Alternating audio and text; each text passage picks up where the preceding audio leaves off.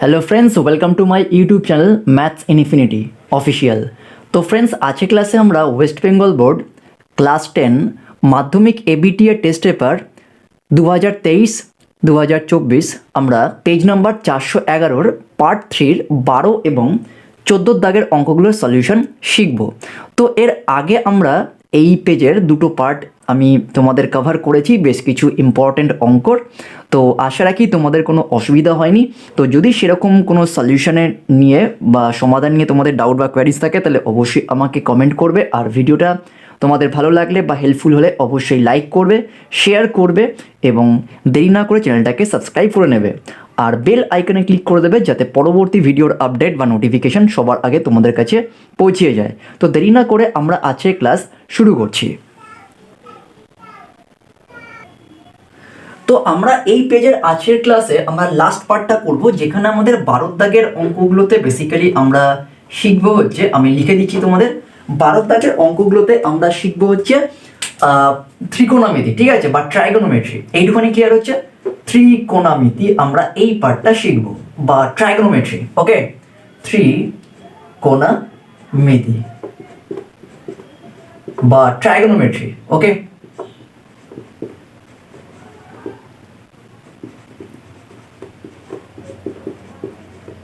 আর 14 দাগের অঙ্কগুলোতে আমরা করব হচ্ছে, 14 দাগের অঙ্কগুলোতে আমরা করব হচ্ছে বেসিক্যালি পরিমিতি, ঠিক আছে। 14 দাগের অঙ্কগুলোতে আমরা করব হচ্ছে পরিমিতি। তো আজকের পার্ট 3তে আমরা শুধুমাত্র 12 এবং 14টাকেই কভার করব। কেমন? পরিমিতি, যেটাকে আমরা বলছি হচ্ছে মেনসুরেশন। ওকে, ইংলিশ হচ্ছে মেনসুরেশন। ওকে, তো এবার দেখো যে ফ্রেন্ডস, আমাদের বেসিক্যালি যে আমাদের ত্রিকোণমিতি পার্টটা থেকে আমাদের দুটো করতে হবে, দুটো অঙ্ক করতে হবে, তোমাদের দুটো অঙ্ক করতে হবে, 3 করে থাকবে, ঠিক আছে, দুটো করতে হবে 3 করে, টোটাল 6 নম্বর, ঠিক আছে। আর পরিমিতি পার্টটা থেকে তোমাদের দুটো করতে হবে, 4 করে থাকবে 8 নম্বর। কেমন? এইটুখানি ক্লিয়ার হচ্ছে? তো তোমাদের মার্কস ডিস্ট্রিবিউশনটা একটু মনে রাখতে হবে। তো তোমাদের বেসিক্যালি 3টে বা 4টে থাকবে। তো এখান থেকে তোমাদের 3টে প্রশ্ন থাকবে, 3টে কোশ্চেন্স থাকবে, 3টের মধ্যে থেকে তোমাকে দুটো সিলেক্ট করতে হবে, ঠিক আছে, যাদের মার্কস হচ্ছে 3 করে। আর পরিমিতি পার্টটা থেকে তোমাদের 3টে কোশ্চেন্স থাকতে পারে অথবা 4টে থাকতে পারে, 3টে অথবা 4টে কোশ্চেন্স থাকতে পারে, তার মধ্যে তোমাদের দুটো সিলেক্ট করতে হবে এবং যাদের প্রত্যেকটার মান হচ্ছে 4 করে, টোটাল 8 নম্বর থাকবে, ঠিক আছে। তো এটা গেল ফ্রেন্ডস আমাদের 12 এবং 14 দাগের সাবজেক্ট ওয়াইজ আমাদের মার্কস কত থাকবে মাধ্যমিকে, তো সেটা আমি তোমাদের ডিসকাস করে দিলাম। তো এবার আমরা অঙ্কে চলে আসবো।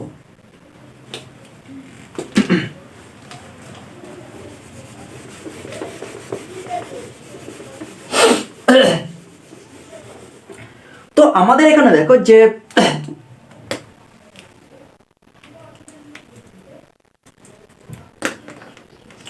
তো আমাদের এখানে কি বলছে দেখো, যে 12 দাগের রোমান 1-এ কি আছে, 12 দাগের রোমান 1।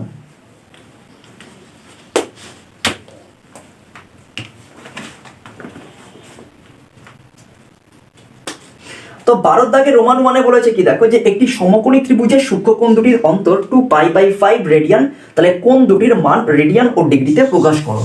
তাহলে এখানে দেখো যে এরকম একটা সমকোণী ত্রিভুজ আছে, ঠিক আছে, সমকোণী ত্রিভুজ যার একটা কোণ হচ্ছে সমকোণ আর বাকি দুটো কোণ হচ্ছে সূক্ষ্মকোণ। তো এরকম ধরে নাও হচ্ছে, আমরা যদি ত্রিভুজটা একে করি অঙ্কটা বা বোঝাই, তাহলে এটা হচ্ছে 90 ডিগ্রি, এটা হচ্ছে 90 ডিগ্রি, কারণ সমকোণী ত্রিভুজ তার একটা কোণ সমকোণ হয়, আর এই কোণটা এবং এই কোণটা দুটো কোণ কি হয়, আমাদের সূক্ষ্মকোণ হয়, তাই তো। তো বলেছে ত্রিভুজের সমকোণী ত্রিভুজের সূক্ষ্মকোণ দুটির অন্তর 2π/5 রেডিয়ান, তাহলে কোণ দুটির মান রেডিয়ান ও ডিগ্রিতে প্রকাশ করো। তাহলে আমি লিখে নিচ্ছি যে ধরি সমকোণী ত্রিভুজটির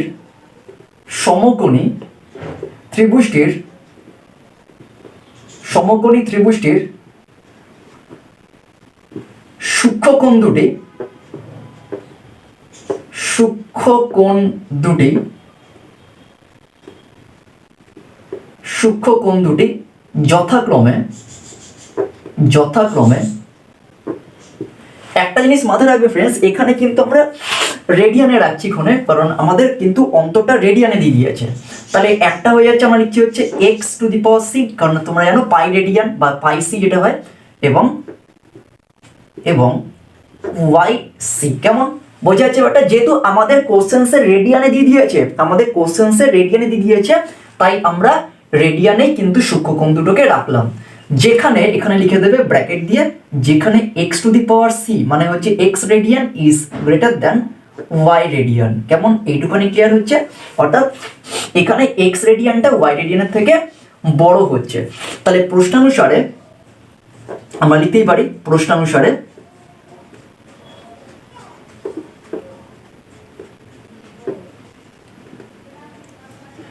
আমরা কি লিখতে পারি? দেখো এক্স প্লাস ওয়াই, বেসিক্যালি এখানে যখন আমরা ইকুয়াল মানে সমীকরণের মধ্যে রাখবো তখন এখানে ডিগ্রিটা থাকছে না, ইজিক্যালস টু এখানে কত লিখতে পারি বলো তো? Pi by 2। কেন বলো তো? তার রিজনটা হচ্ছে দেখো যে দুটো সূক্ষ্মকোণ, দেখো এই তিনটে কোণ এ একটা দুটো তিনটে কোণ, তাহলে তিনটে কোণের মধ্যে এই কোণটা তো বেসিক্যালি 90 ডিগ্রি, তাহলে বাকি দুটো কোণে ডেফিনেটলি সমষ্টি হচ্ছে 90 ডিগ্রি হবে, কারণ 90 প্লাস 90 তার মানে হচ্ছে 180 ডিগ্রি হচ্ছে। তাহলে এই কোণটা যদি 90 ডিগ্রি হয় তাহলে বাকি দুটো কোণের সমষ্টি ডেফিনেটলি 90 ডিগ্রি হবে, তাই আমি লিখেছি x plus y is equals to pi by 2। তো এটাকে আমরা 1 নম্বর নাম দিলাম, ক্লিয়ার? তো এবার দেখো প্রশ্নে কি বলেছে যে দুটো কোণের অন্তর দিচ্ছে 2 পাই বাই 5 রেডিয়ান, তাহলে আরেকটা আমাদের ইকুয়েশনটা হবে x minus y is equals to 2 pi by 5, তাই তো? এটাকেও রেডিয়ানের ওরা রেখে দিয়েছে, কিন্তু আমরা এখানে ইকুয়েশন বলে আমরা রেডিয়ানের রাখছি না। তাহলে দেখো যে দুটো কোণের হচ্ছে অন্তর হচ্ছে 2 পাই বাই 5, যেহেতু এক্সটা ওয়াই থেকে বড় তাই আমরা এক্সটা আগে রেখেছি। তো এবার এটাকে আমরা যোগ করে দেবো, ঠিক আছে? যোগ করে দেখো যে ওয়াই ওয়াই ক্যান্সেল আউট হয়ে যাচ্ছে, তাহলে এখান থেকে আমি ডাইরেক্ট করছি, তোমরা ডাইরেক্ট করবে না, তোমরা লিখে নেবে যে 1 প্লাস 2 করে পাই, তাহলে 2x হয়ে যাচ্ছে is equals to pi by 2 plus 2 pi by 5। এইটুকুনি ক্লিয়ার হচ্ছে? This implies 2x is equals to কত হচ্ছে দেখো, 5 আর 2 এর লসাগু করলে হচ্ছে 10 হয়ে যাচ্ছে, তাহলে 5 পাই প্লাস 4 পাই, তাহলে কত হচ্ছে 9 পাই। এইটুখানি ক্লিয়ার হচ্ছে? ঠিক করলাম আমি? দেখো এখান থেকে 2x, তাই তো? 2x, তাহলে pi by 2 plus 2 pi by 5, তাহলে কত হচ্ছে 5 দিয়ে 10, তাহলে 5 পাই প্লাস 4 পাই, তাহলে হচ্ছে 9 পাই। তাহলে এটা কত হয়ে যাবে? That is x is equals to কত হচ্ছে 9 পাই বাই 20। এইটুখানি ক্লিয়ার হচ্ছে? তাহলে x হয়ে যাচ্ছে, আমরা পাচ্ছি হচ্ছে 9 পাই বাই 20। ক্লিয়ার? এইটুখানি ঠিক করলাম আমি?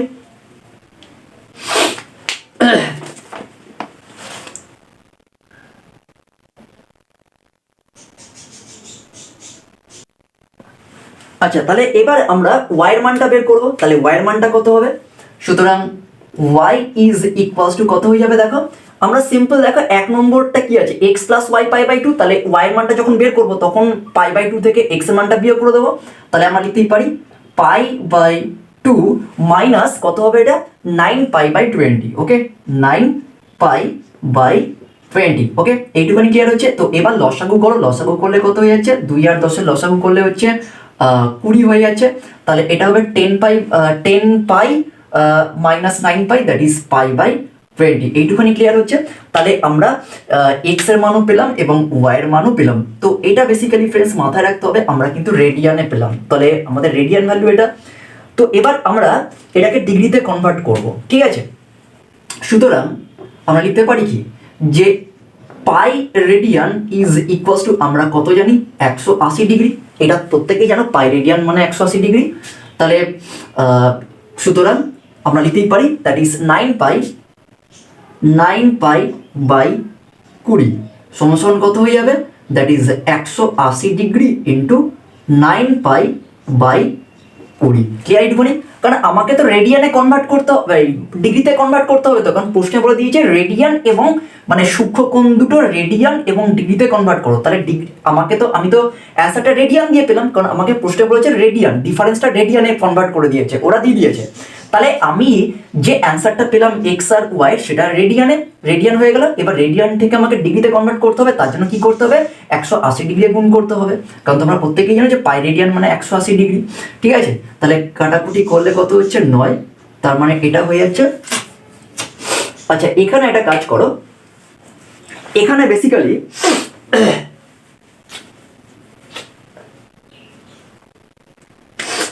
এখানে আর পাইটা হবে না, এখানে 9/20, কারণ এই পাইয়ের জায়গায় তো আমাকে মানে বেসিক্যালি 180 ডিগ্রিটা লিখতে হচ্ছে, তাই না? তাহলে আমরা এটা লিখবো কত, দ্যাট ইজ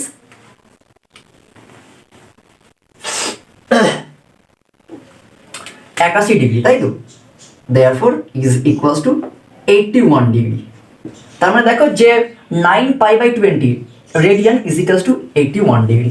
একইভাবে আমরা বের করবো হচ্ছে ওয়াইয়ের মানটা। সুতরাং ওয়াইয়ের মানটা কত হবে দেখো, π/20, তাহলে π/20 is equals to 180 degree multiplied by pi, এখানে 20 পাইটা হবে না, এখানে 1/20 হয়ে যাবে। তাহলে তাই তো দেখো পাইয়ের জায়গায় তো আমরা 180 ডিগ্রি পুট করছি, তাহলে 180 ডিগ্রি ইন্টু 20, তাহলে কত হবে 9 দুগুণে 18, therefore is equals two 9 degree. কেমন 9 ডিগ্রি। তাহলে আমরা দেখো যে দুটো অ্যাঙ্গেল পেলাম, তাহলে একটা হচ্ছে কত 81 ডিগ্রি, মানে সূক্ষ্মকোণ দুটোকে যদি আমরা ডিগ্রিতে কনভার্ট করি তাহলে একটা পাবো হচ্ছে 81 ডিগ্রি, আর আরেকটা আমরা পাবো হচ্ছে 9 ডিগ্রি। ক্লিয়ার এইটুখানি? তাহলে রেডিয়ান ভ্যালু হচ্ছে কত, তাহলে আমাদের এখানে রেডিয়ান ভ্যালু হয়ে যাচ্ছে, দেখো এখানে লিখে দিচ্ছি, দেয়ারফর রেডিয়ান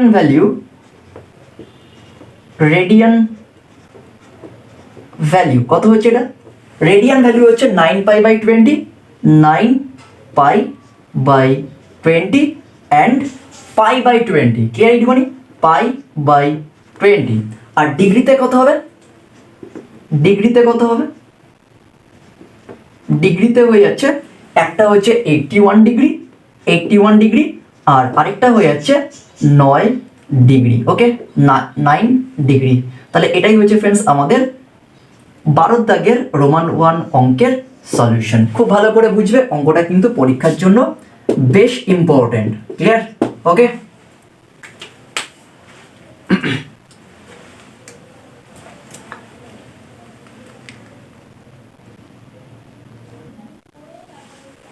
তো আমরা পরের অঙ্কটা করব হচ্ছে 12 দাগের হচ্ছে রোমান 2। এই অঙ্কটা কিন্তু এই বছরে আসার চান্স খুবই আছে, ভীষণ ইম্পর্টেন্ট। এই অঙ্কটা কিন্তু আসবে। তো নোট করে নাও ফোনে, অঙ্কটা ভালো করে বোঝো। তো এখানে কি আছে যে sin 17 degree is equals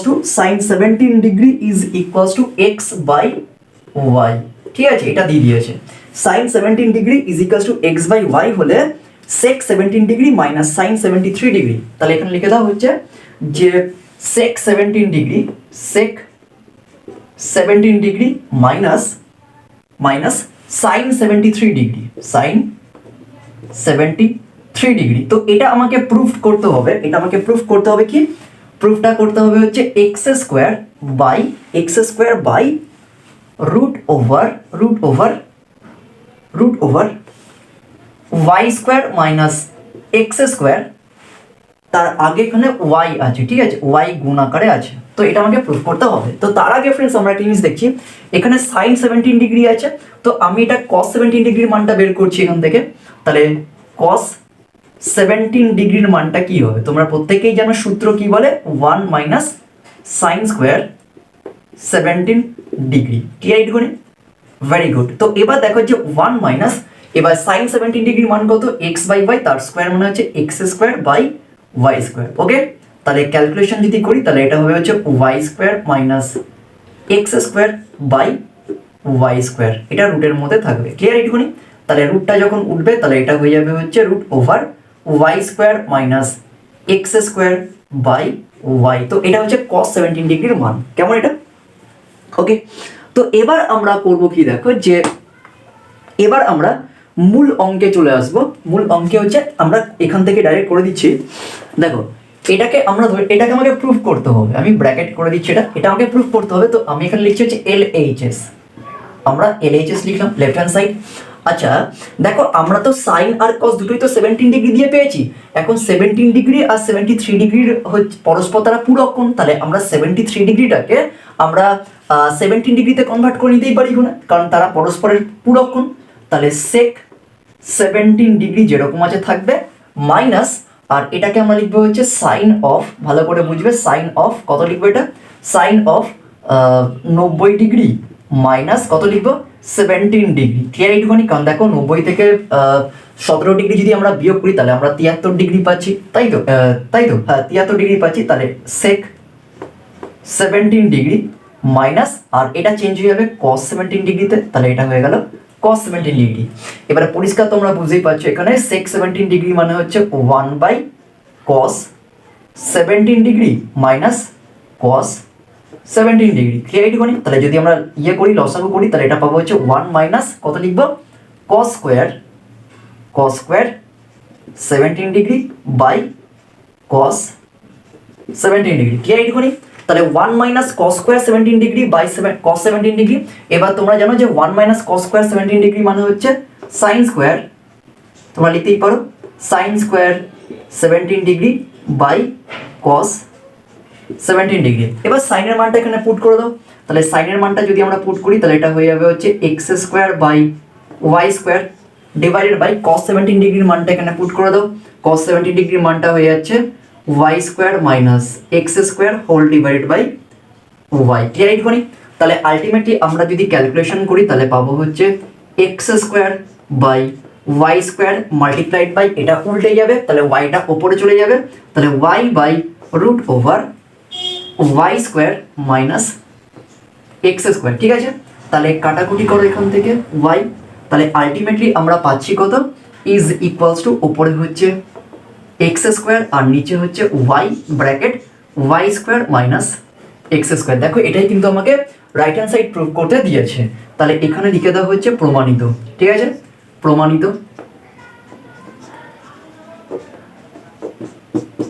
এইটুখানি clear হচ্ছে?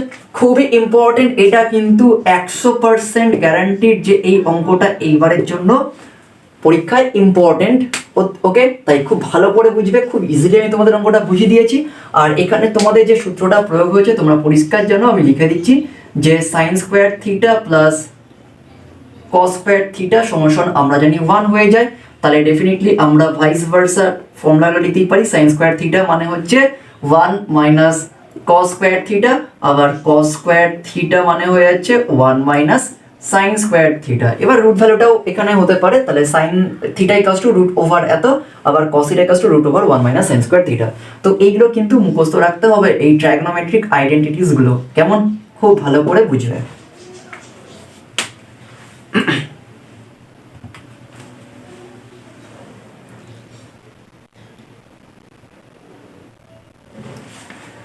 তো 12 দাগের 3-এর অঙ্কটা কি আছে, রোমান 3-এর অঙ্কটা কি আছে, এটাও কিন্তু এবারের পরীক্ষার জন্য খুবই ইম্পর্টেন্ট। আমি কিন্তু ফ্রেন্ডস তোমাদের ইম্পর্টেন্ট মানে পেজগুলোকে সিলেক্ট করেছি, এবং তোমরা অবশ্যই দেরি না করে চ্যানেলটাকে খুব তাড়াতাড়ি সাবস্ক্রাইব করে নেবে, যাতে পরবর্তী এরকম আরও ইম্পর্টেন্ট অঙ্কগুলো পরীক্ষার আগে তোমাদের কিন্তু আমি তোমাদের কাছে পৌঁছে দিতে পারি। তার জন্য চ্যানেলটাকে অবশ্যই তাড়াতাড়ি করে সাবস্ক্রাইব করে নিতে হবে। তো পরের ইম্পর্টেন্ট অঙ্কটা কি আছে দেখো, 12 দাগের রোমান 3 বলছে যে 4 cosec square alpha 4 cosec square alpha plus 9 sine square alpha. ঠিক আছে? 4 cosec square alpha plus 9 sine square আলফার সর্বনিম্ন মান নির্ণয় করো। যেখানে একটা কন্ডিশন দিয়েছে যে আলফাটা হচ্ছে less equals to 90 degree and greater হচ্ছে 0 ডিগ্রি। ঠিক আছে?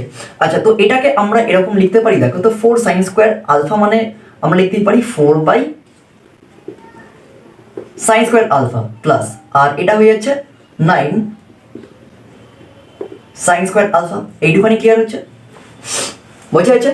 আচ্ছা, তো এটাকে আমরা লিখতেই পারি এটা 2 by sine alpha, 2 by sine alpha লিখতেই পারি কারণ দুটোই পূর্ণবর্গ সংখ্যা, প্লাস আর এটাকে লিখতেই পারি 3 সাইন আলফা তার হোল স্কোয়ার। ক্লিয়ার? এইটুখানি এটা লিখতেই পারি আমরা। ওকে, তো এবার দেখো যে এখানে আমরা কারণ আইডিয়ার মাথায় রাখবে যে কোসেক আলফা মানে হচ্ছে 1 বাই সাইন আলফা, তাই তো? তো এবার এটাকে আমরা লিখতেই পারি কি দেখো যে ধরো লিখতে পারি যে 2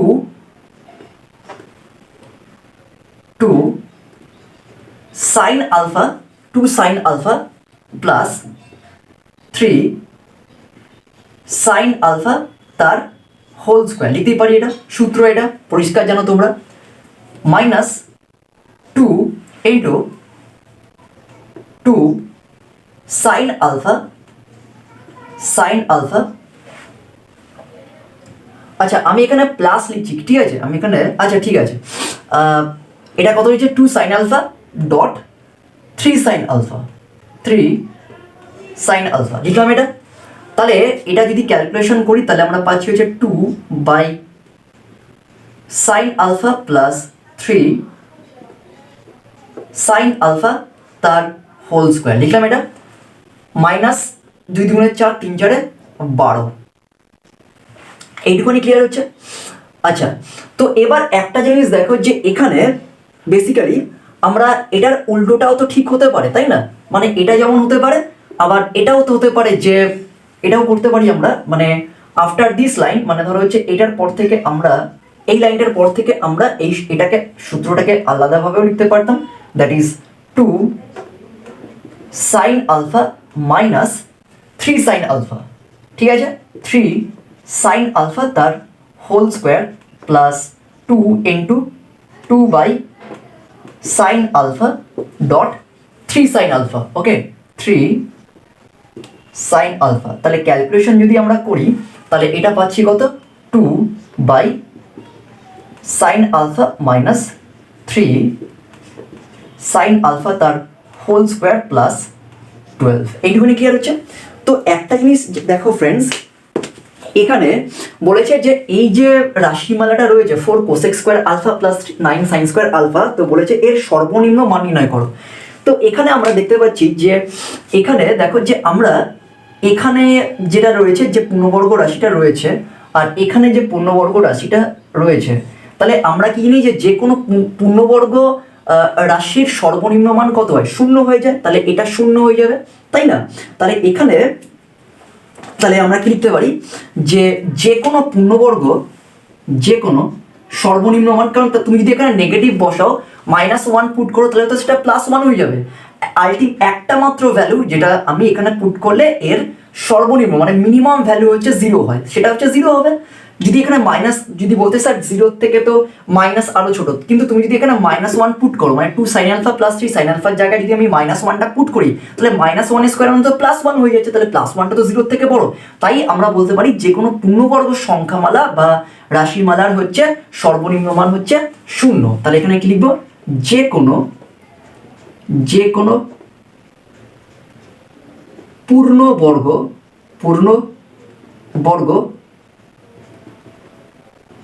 সংখ্যামালার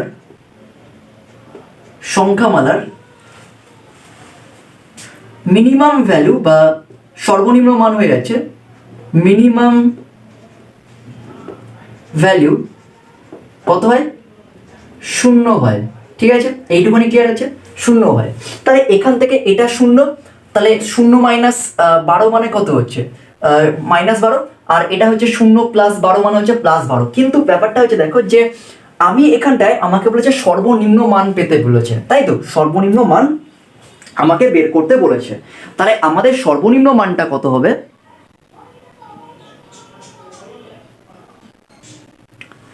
তো এবার দেখো যে এখানে আমরা কি লিখতে পারি যে তাহলে আমরা এখান থেকে -12 পাচ্ছি, এখান থেকে +12 পাচ্ছি, এখানে একটা জিনিস লিখবে যে সুতরাং তাহলে আমরা লিখবো কি অ্যান্সারটা যে 4 cosec square alpha plus 9 sine square alpha, ঠিক আছে, ভালো করে বুঝবে, এর সর্বনিম্ন বা মিনিমাম ভ্যালু সর্বনিম্ন বা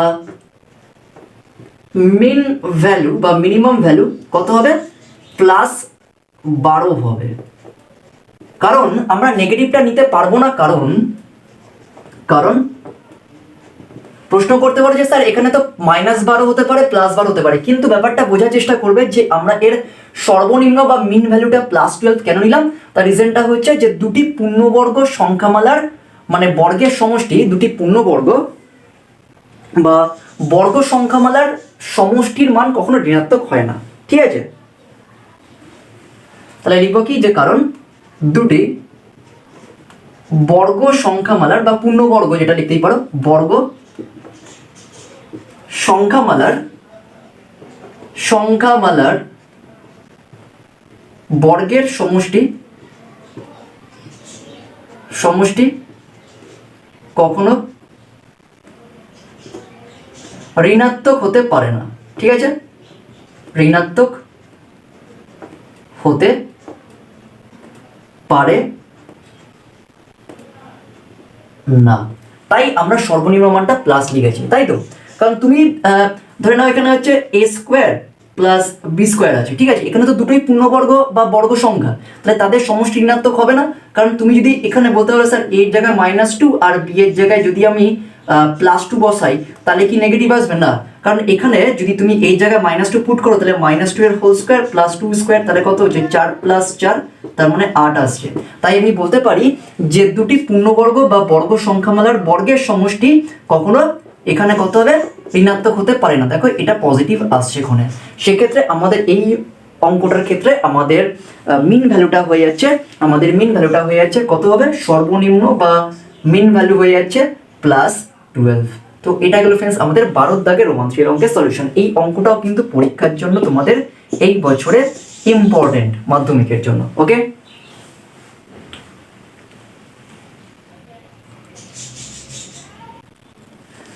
তো এর পরের সেগমেন্টে আমরা চলে আসবো কোশ্চেন নাম্বার 14। তো অঙ্কটা কি আছে এখানে দেখো যে 9 সেন্টিমিটার এবং এটা দেখো পরিমিতির সেগমেন্ট, ঠিক আছে? 14 নম্বর আমি অলরেডি বলে দিয়েছি তোমাদের মার্কস ডিস্ট্রিবিউশনটা 3টে বা 4টে অঙ্ক দেবে, তার মধ্যে থেকে তোমাদের দুটো সিলেক্ট করে করতে হবে, 4 করে থাকবে, 8 নম্বর থাকবে, ঠিক আছে?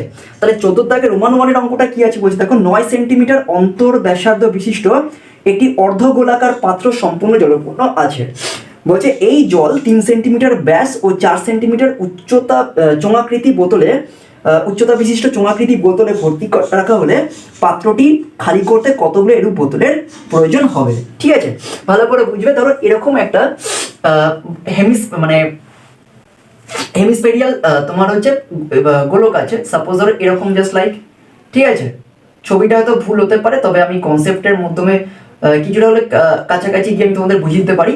তো এরকম হচ্ছে ধরো অন্তর ব্যাসার্ধ বিশিষ্ট একটা অর্ধগোলাকৃতি বাওয়েল আছে বা অর্ধগোলাকৃতি গোলক আছে, ঠিক আছে?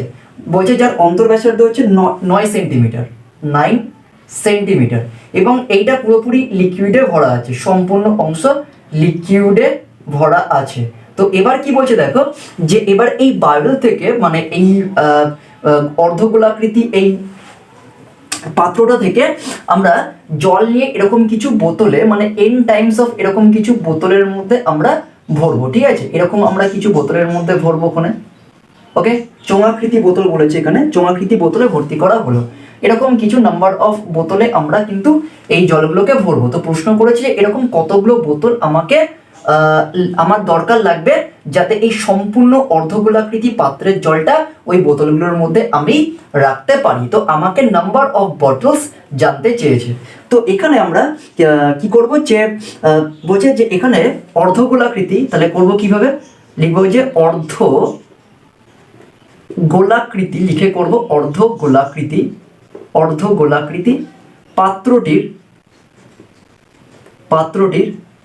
অর্ধগোলাকৃতি পাত্রটির ব্যাসার্ধ, ঠিক আছে? অন্তর ব্যাসার্ধ হয়ে যাচ্ছে that is radius is equals two 9 centimetre. কেমন? 9 সেন্টিমিটার। ওকে, সুতরাং আয়তন বা ভলিউম কি হয়ে যাবে? আয়তন ইজ ইকুয়ালস টু কত হয়ে যাচ্ছে? তোমরা জানো যে অর্ধগোলাকৃতি পাত্রের ভলিউমটা হয়ে যাচ্ছে টোটালটা হয়ে যাচ্ছে 4/3 পাই আর কিউব, তাহলে অর্ধগোলাকৃতি হবে 2/3 পাই আর কিউব, ঠিক আছে? এবার এখানে মানগুলোকে পুট করে দাও ওখানে। আমি এখানে জাস্ট আর এর মানটাই পুট করছি, তাহলে 2/3 পাইটা যেরকম আছে থাকুক ইনটু আর এর মানটা এখানে 9 সেন্টিমিটার, তাহলে এখানে 9 এর কিউব লিখে দাও, ঠিক আছে? 9 এর কিউব এত ঘন সেমি, এখানে লিখে দেওয়া হচ্ছে সেমি কিউব। ক্লিয়ার এটুকুনি? অথবা তোমরা এটাকে ক্যালকুলেশন করো, তাহলে এটা হবে 2/3 পাই ইন্টু 9 এর কিউব মানে কত হচ্ছে? 9 নং 81 দ্যাট ইজ 729 সেন্টিমিটার কিউব। তাহলে এটা গেল হচ্ছে আমাদের অর্ধগোলাকৃতি পাত্রটির আয়তন, এটা গেল আমাদের অর্ধগোলাকৃতি পাত্রটির আয়তন। অর্থাৎ এই অর্ধগোলাকৃতি পাত্রটিতে আমি যতটুকু জল রেখেছি তার আয়তনটা হয়ে যাচ্ছে 2/3 পাই ইন্টু 729 সেমি কিউব। ওকে, তো এবার এই পরিমাণ জলটা আমি কিছু চোঙাকৃতি পাত্রের বোতলে রাখবো এবং তার জন্য কতগুলো বোতলের আমার দরকার লাগবে। যেখানে প্রত্যেকটা বোতলের বলেছে ব্যাস দিয়ে দিয়েছে 3 সেন্টিমিটার এবং উচ্চতা দিয়ে দিয়েছে 4 সেন্টিমিটার।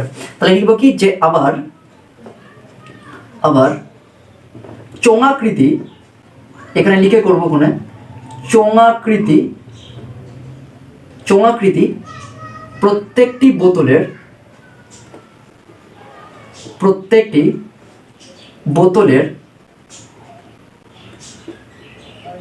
বোতলের ব্যাস, ঠিক আছে, ব্যাস সমান সমান কত দিয়ে দিয়েছে, ব্যাস হয়ে যাচ্ছে 3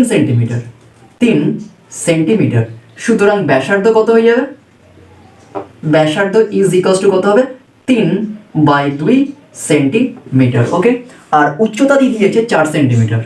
উচ্চতা এরকম লিখে করবে, যা যেভাবে লেখাচ্ছি ঠিক সেইভাবেই করবে, কোনো এক্সট্রা কিছু লেখার দরকার নেই, 4 সেন্টিমিটার। ওকে, তাহলে আমরা আয়তনটা বের করব প্রত্যেকটা বোতলের। সুতরাং এখানে করে দিচ্ছি, সুতরাং প্রত্যেকটি বোতলের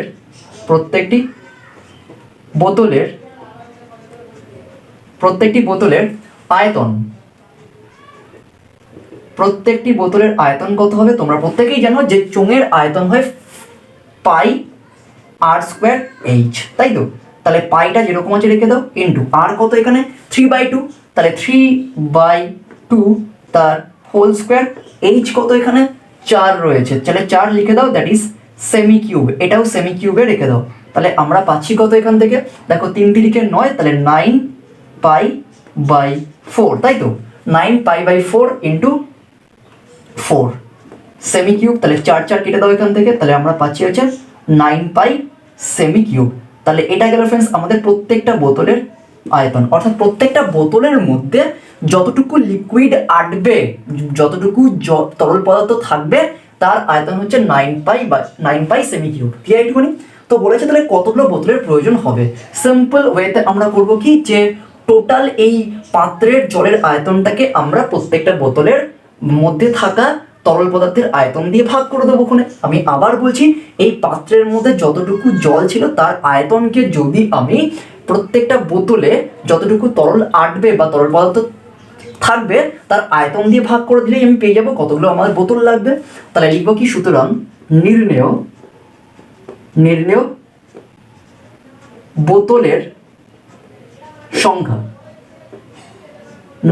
বোতলের সংখ্যা ইজ ইকুয়ালস টু কত হচ্ছে, দেখো এখানে আছে 2/3 পাই ইন্টু 729 ডিভাইডেড বাই কত হবে, এটা 9 ইন্টু পাই। তাহলে পাই উড়ে যাচ্ছে কোনে, তাহলে 3টা নিচে চলে যাবে, তাহলে 2 ইন্টু 729 বাই 3টা নিচে চলে আসবে, তাহলে 3 ইন্টু কত হবে 9। এবার 9 দিয়ে কাটো, 8 নং 72, 9 অক্ষে 9, আর 3 27 কত হচ্ছে 81।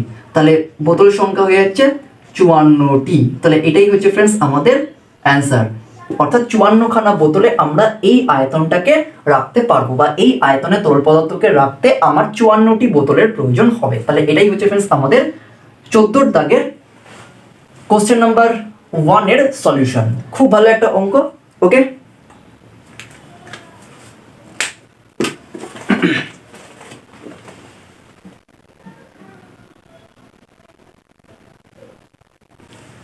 তো 14 দাগের আমরা পরের অঙ্কটা চলে যাবো, রোমান 2 এর। এই অঙ্কটাও কিন্তু পরীক্ষার জন্য কিন্তু ভিভিআই, খুব ভালো করে অঙ্কটা তোমরা শেখো। ওকে, অঙ্কটা কি বলেছে দেখো, যে সমান ভূমিতলের ব্যাস এবং সমান উচ্চতা বিশিষ্ট একটি নিরেট শঙ্কু, একটি নিরেট অর্ধগোলক এবং একটি নিরেট চোঙের আয়তনের অনুপাত নির্ণয় করো। তো তার আগে ছবিটা একটু দেখে নাও, এখানে ছবিটা মানে ড্র করে তোমাদের বোঝালে তোমরা বুঝতে পারবে ভালো করে। তো এরকম ধরো একটা নিরেট শঙ্কু আছে, ঠিক আছে, নিরেট শঙ্কু আছে। ওকে, তাহলে এটা হয়ে যাচ্ছে উচ্চতা, এটা হচ্ছে আর, ঠিক আছে, ব্যাসার্ধ। তারপরে এরকম একটা অর্ধগোলক আছে, অর্ধগোলক জাস্ট লাইক এরকম ধরে নাও, তাহলে এটা হচ্ছে ব্যাসার্ধ আর আর ধরে নাও এটা হচ্ছে আমাদের উচ্চতা বা এইচ, ঠিক আছে। তারপরে হচ্ছে কি যে আর একটা আছে হচ্ছে নিরেট চোঙ, নিরেট চোঙ আছে, ঠিক আছে, নিরেট চোঙ আছে,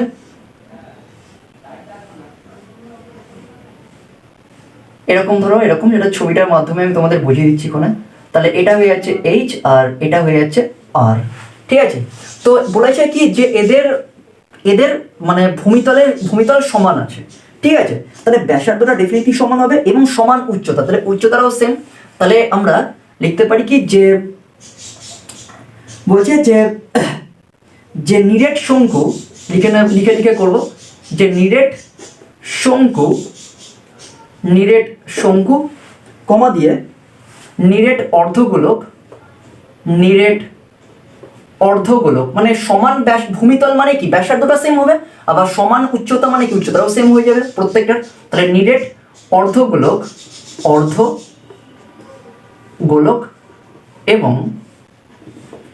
এবং নিরেট চোঙের, ঠিক আছে, নিরেট চোঙের ভূমিতলের ব্যাস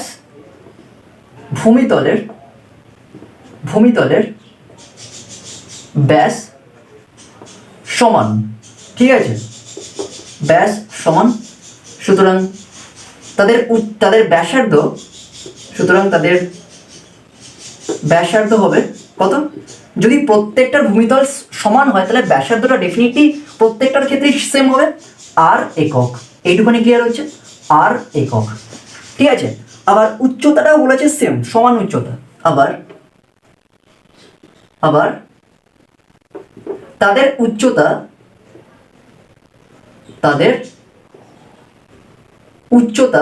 সমান এইচ একক, যেহেতু সমান বলেছে, ঠিক আছে। তাহলে আমরা লিখতে পারি কি দেখো তো, সুতরাং শঙ্কুর আয়তন আমরা লিখতে পারি কি দেখো তো, তাহলে দেখো সমান যেহেতু হয়েছে তাহলে আমরা লিখতেই পারি এটা, দ্যাট ইজ, সুতরাং এইচ ইজ ইকুয়ালস টু আর হবে, এইচ ইজ ইকুয়ালস টু আর, কারণ পড়েই দিয়েছে প্রশ্নে যে ভূমিতলের ব্যাস এবং সমান উচ্চতা বিশিষ্ট, ঠিক আছে, একটি শঙ্কু আছে, তাহলে ডেফিনেটলি উচ্চতাটার সাথে ব্যাসার্ধটা সেম হয়ে যাচ্ছে, কারণ দুটোই হচ্ছে সমান বলছে। তাহলে শঙ্কুর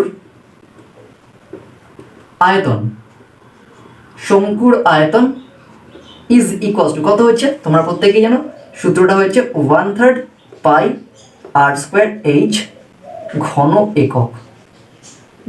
একক, তাহলে কত হবে, দ্যাট ইজ 1/3 পাই যেরকম আছে থাকুক, আর স্কোয়ারটা যেরকম আছে থাকুক, আর এইচ মানে হচ্ছে এখানে আর, তাহলে এইচ এর জায়গায় আমরা আরটাকে পুট করে দেবো, তাহলে আলটিমেটলি আমরা পাচ্ছি 1/3 পাই আর কিউব ঘন একক। ক্লিয়ার এইটুকুনি?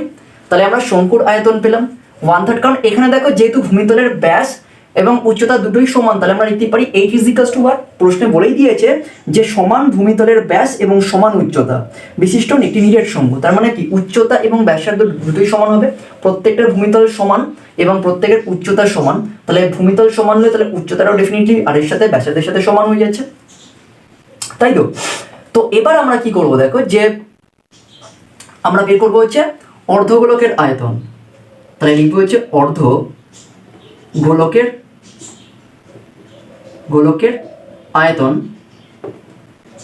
তো আমি ধরে নিচ্ছি এখানে শঙ্কুর আয়তনটাকে ধরে নিচ্ছি ধরে নাও V1, ঠিক আছে, আর গোলকের আয়তনটাকে আমরা ধরে নিচ্ছি V2, তাহলে সুবিধা হবে আমাদের কাজটা করতে।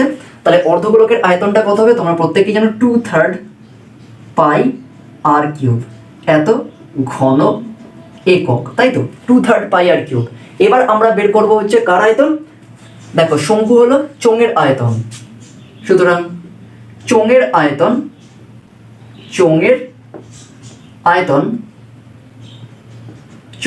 আয়তন এটাকে আমরা V3 দিয়ে প্রকাশ করছি, দেয়ারফর ইজ ইকুয়ালস টু আমরা লিখতেই পারি কি, that is pi r square H ঘন একক, therefore pi r square into r ঘন একক, দেয়ারফর পাই আর কিউব ঘন একক। এইটুখানি কি আর হচ্ছে পাই আর কিউব ঘন একক।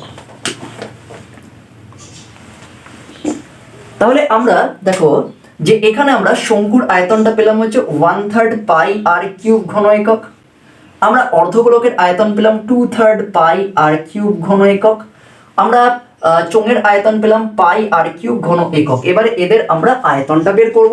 তাহলে এদের আয়তন কি হবে? প্রশ্নে বলেছে কি যে প্রশ্নে বলে দিয়েছে যে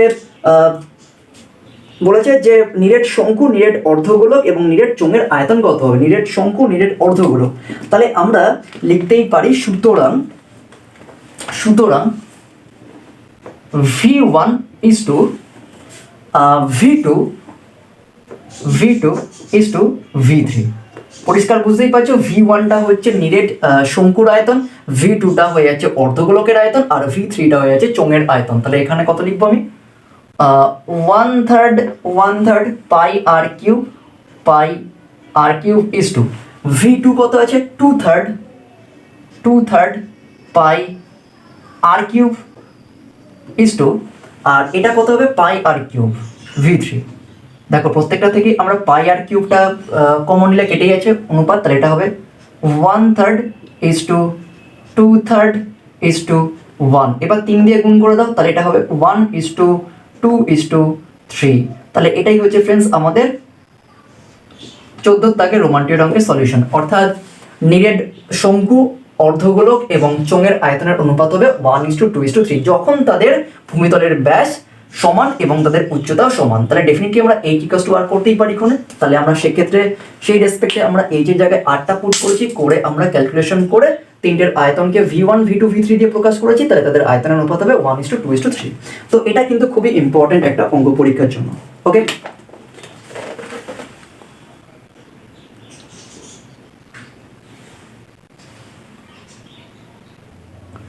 তো আজকের ক্লাসের আমরা 411 নম্বর পেজের পরিমিতির লাস্ট অঙ্কটা করব এবং এটাই হচ্ছে আমাদের লাস্ট পার্ট। তো এখানে অঙ্কটা কি আছে দেখো, 14 দাগের রোমান 3। এই অঙ্কটাও কিন্তু খুবই ইম্পর্টেন্ট, মানে আজকের সেগমেন্ট বা আজকের পার্টের কিন্তু প্রত্যেকটা অঙ্কই ভিভিআই। তো খুব ভালো করে অঙ্কগুলো শিখবে, আর যদি তোমাদের কোথাও অসুবিধা হয় বা আটকে যায় তাহলে অবশ্যই আমাকে কমেন্ট করবে। আর ভিডিওটা ভালো লাগলে অবশ্যই লাইক করবে, শেয়ার করবে এবং চ্যানেলটাকে দেরি না করে খুব তাড়াতাড়ি সাবস্ক্রাইব করে নেবে।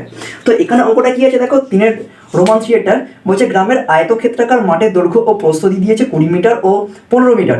এবারে ওই মাঠের ভিতরে 4টি কোণে পিলার বসানোর জন্য 4 মিটার দৈর্ঘ্য বিশিষ্ট 4টি ঘনকাকৃতি গর্ত কেটে অপসারিত মাটি অবশিষ্ট জমির ওপর ছড়িয়ে ফেলা হলো। দেওয়া হলো তাহলে মাঠের তলের উচ্চতা কতটা বৃদ্ধি পাবে। খুব ভালো একটা অঙ্ক। তো তার আগে একটা ছবি তোমাদের দেখতে হবে কোণে। তাহলে এরকম একটা আয়তক্ষেত্রাকার মাঠ আছে, যে মাঠটার বলেছে দৈর্ঘ্য বলছে 20 মিটার, বলেছে 20 মিটার, আর প্রস্থ হয়ে যাচ্ছে এখানে বলেছে 15 মিটার। খুব ভালো করে বোঝো, 15 মিটার। এইটুখানি ক্লিয়ার হচ্ছে। এবার এই 4 কোণে 4টে পিলারের জন্য আমি একটা ঘনকাকৃতি গর্ত করছি, ঠিক আছে? এরকম ধরো ঘনকাকৃতি প্রত্যেকটার। তো এখন এখানে দেখো যে এবং প্রত্যেকটা বলেছে যে ওই মাঠের 4টি কোণে পিলার বসানোর জন্য 4 মিটার, তাহলে এটাও 4 মিটার, প্রত্যেকটা 4 মিটার করে, ঠিক আছে? এককটা হচ্ছে আকৃতি বিশিষ্ট 4টে পিলার বসিয়েছি এবং প্রত্যেকটা 4 একক করে। তাহলে আমি লিখতে পারি যে মাঠের ক্ষেত্রফল কত হবে? মাঠের ক্ষেত্রফল এখানে লিখে দেওয়া হচ্ছে আয়তক্ষেত্রাকার মাঠের, ঠিক আছে? বা আয়তকার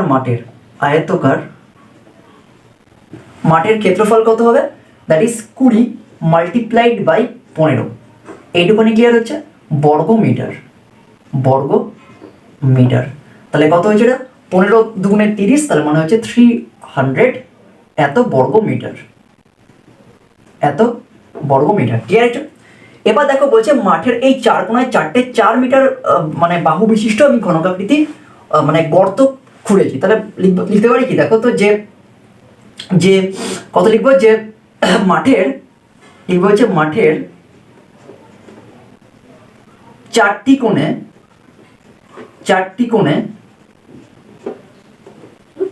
4 মিটার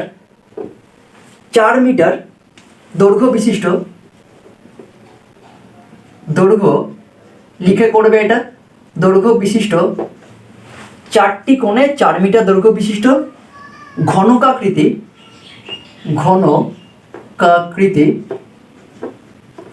গর্ত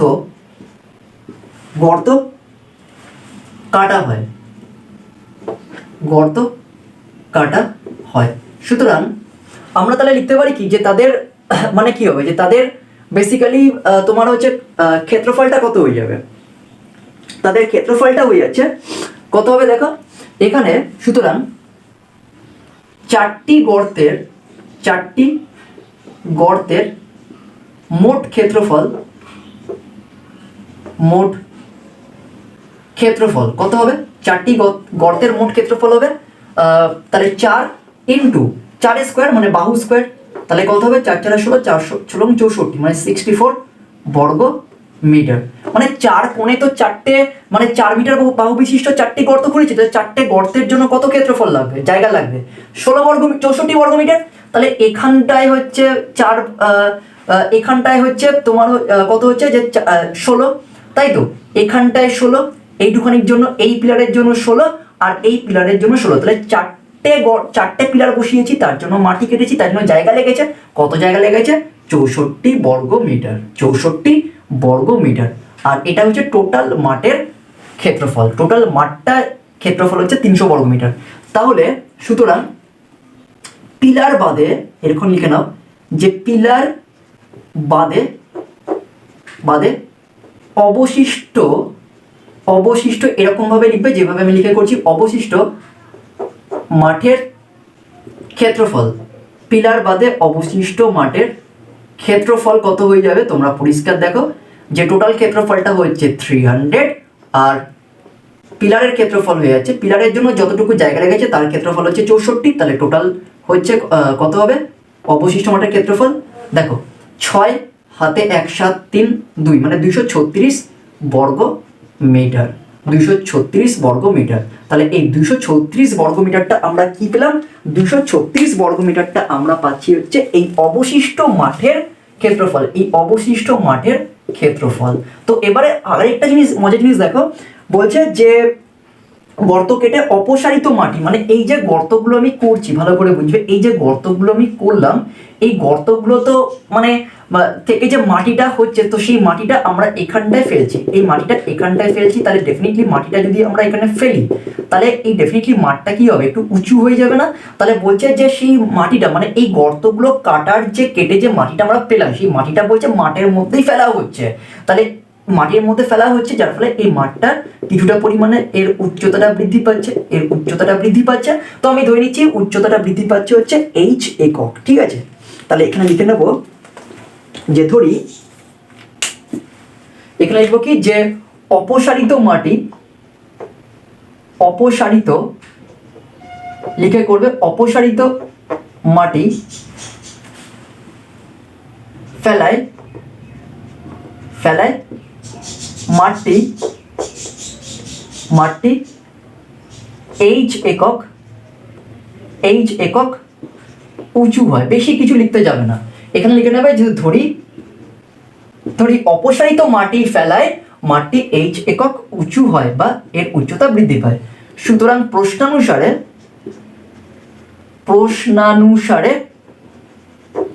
আমরা কি লিখতে পারি দেখো, তাহলে আমাদের অবশিষ্ট মাঠের মধ্যে যে জায়গাটা আছে তার মধ্যেই তো উচ্চতাটা বৃদ্ধি পাচ্ছে, তাহলে আমরা লিখতে পারি 236 ইন্টু h, তাই তো ইজ ইকুয়ালস টু, কারণ এই যে বাকি যে জমিটা রয়েছে এই জমিটার ক্ষেত্রফলটা কত আছে 236 এবং তার উপর আবার আমরা h একক বৃদ্ধি করছি, তাই 236 ইন্টু h একক। এবার দেখো যে ইজ ইকুয়ালস টু এই যে এখানে টোটাল কটা আছে 4টে আছে, তাই তো 4টে পিলার আছে, তাহলে 4টে পিলারের প্রত্যেকটার হচ্ছে তোমার কত হচ্ছে দ্যাট ইজ 4 কিউব, তাই তো।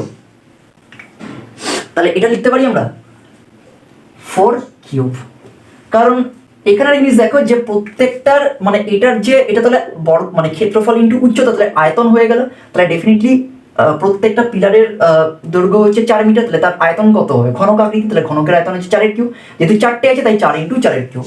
এবার এখান থেকে আমরা h টা ক্যালকুলেট করব, this implies 236 multiplied by h is equals to এটা কত হবে 4 4 16 4 16 64, 64কে 4 দিয়ে গুণ করলে হয় 256, তাহলে এইচ কত হয়ে যাবে? তাহলে এইচ হয়ে যাচ্ছে 56/236। তো এবার এটাকে যদি আমরা ক্যালকুলেশন করি তাহলে আমরা পাবো, দেখো কত হবে, এখানে রাফে ভাগ করে দেখো যে 256কে যদি আমরা 236 দিয়ে ডিভাইড করি, একবার যাবে 236, তাহলে 0 2 20 হয়ে গেছে, তাই তো? এইটুখানি ক্লিয়ার হচ্ছে? তাহলে এটা হবে 1/20/236। এবার এটা কাটাকুটি করলে কত হবে? 4 দিয়ে যাচ্ছে, 4 দিয়ে কাটাকুটি করো, তাহলে 4 5 20, আর এখানে হবে হচ্ছে 4 5 20, 4 9 36, তাহলে h ইজ ইকুয়ালস টু কত হবে? 1/5/59। তাহলে এটাই হচ্ছে ফ্রেন্ডস আমাদের h এর মান। তো অর্থাৎ অপসারিত মাটি যদি আমরা এখানটায় ফেলি তাহলে মাঠটা কতটা উঁচু হবে? 1/5/59 কত মিটার, কারণ এখানে, সুতরাং মাঠটি এখানে লিখে নেবে অ্যান্সারটা, মাঠটি 1/5/59 মিটার উঁচু হবে।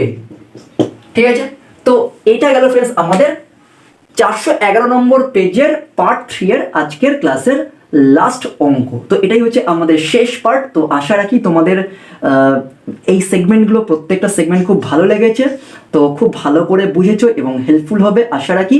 তো ভালো লাগলে অবশ্যই লাইক করবে, শেয়ার করবে এবং চ্যানেলটাকে খুব তাড়াতাড়ি সাবস্ক্রাইব করে নেবে, আর বেল আইকনে ক্লিক করে দেবে যাতে পরবর্তী ভিডিওর আপডেট বা নোটিফিকেশন সবার আগে তোমাদের কাছে পৌঁছিয়ে যায়। Thank you.